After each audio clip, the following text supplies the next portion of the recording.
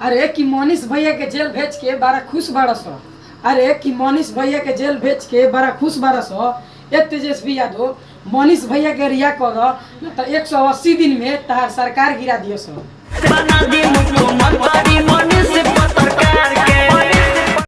अरे कि मनीष भैया के दिला द बेल।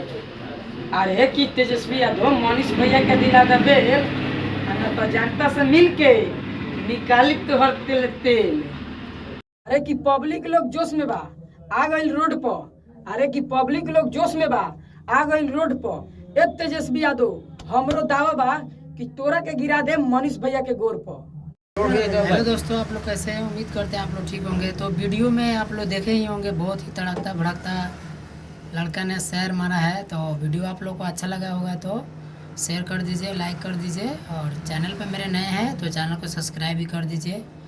और मनीष भैया का सपोर्ट में बहुत अच्छा शेयर मारा है। तो अगर मनीष भैया का आप लोग सपोर्टर हैं तो वीडियो को ज़्यादा से ज़्यादा शेयर कीजिए, लाइक कीजिए, और मनीष भैया को जेल से रिहा करवाने के लिए ज़्यादा से ज़्यादा आप लोग प्रदर्शन कीजिए, और जो भी हो मतलब सपोर्ट कीजिए उनको। और जितने भी मनीष भैया का सपोर्टर है कृपया एक बार लाइक कमेंट कर दीजिए। वीडियो बना रहने के लिए धन्यवाद।